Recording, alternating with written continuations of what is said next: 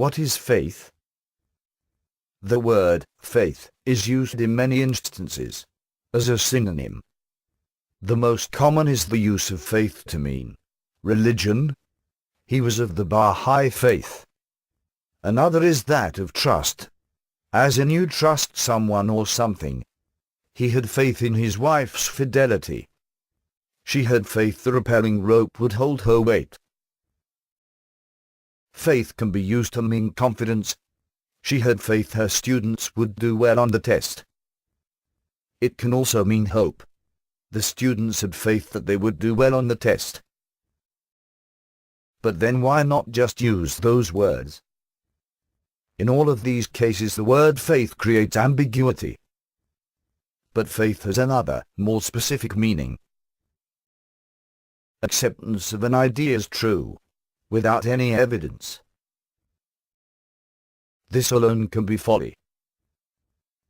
At times, you must act before you can consider all possibilities, before you can learn the facts. Fortunately, however, these situations are rare.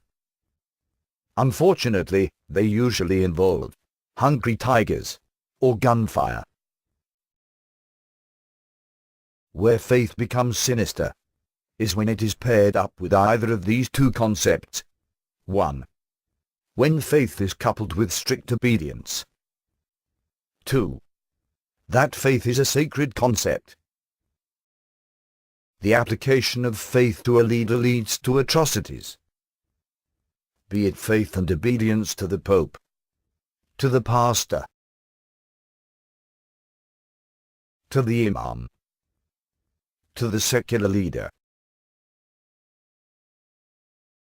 When the concept of faith is held sacred, it cannot be challenged. There are many bad ideas in human history. Sacred faith in these ideas means they cannot be questioned. This is problematic for two reasons.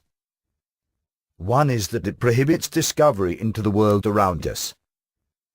If we kept sacred faith that disease is caused by evil spirits or wrathful deities, we would not have vaccines, medicine, or surgery. We would all still die at an early age, toiling our lives away at the behest of an authoritarian overlord. The other problem is that it puts ideas above people. The faithful are quick to point out the human rights abuses of Stalin, Mao, and Pol Pot. But they ignore the fact that faith played a role in such atrocities as 9/11, the Inquisition, even the Holocaust. But faith, at least one's own, is sacred. Believe, but do not question. To have faith is to believe first. The problem with this is that people often hold fast to beliefs. This is because belief is an emotional attachment to an idea. We are emotionally programmed to keep our beliefs. Unfortunately, this inhibits learning. Faith often leads to tailoring evidence of phenomenon to conform to that belief. In other words, the conclusion is drawn, then evidence is forced to fit the conclusion. Reason is the reverse of this. To reason is to follow the evidence to the conclusion the evidence shows you, even if that means changing your worldview. Philosophy, science, and the social studies all rely on this. Ironically enough, it was a theist, a Christian to be exact, that gave modern reason its greatest tool. That man was René Descartes. That tool is doubt. Before Descartes, new knowledge was forced to fit within the confines of tradition. This is the thinking that hampered progress in Europe during the Dark Ages.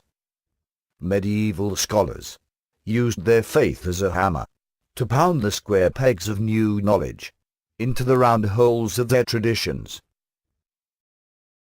Descartes' big idea is that the beginning of knowledge must be doubt. Doubt first, and then seek evidence.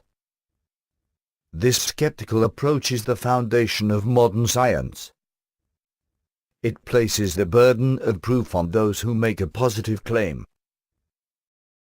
But what is a positive claim? A positive claim is an explanation for something, rather than nothing. Example: a car is a certain primary color. Is it red, yellow or blue? It is a fact that it must be one of the three. But which color to believe the car to be is another matter. The default position is to believe that the car is none of the colors. This is the default, skeptical position used in modern reason. To believe the car to be yellow without having seen it is faith. To suspend belief until you see the car is using reason. This is how we got out of the Dark Ages and to the moon. To follow reason is enlightenment. To hold to a belief when the evidence shows it is not true is delusion. The sacredness of faith demands obedience of belief in the face of contrary evidence. Thus faith leads to delusions. Faith is a holdover from the ancient world.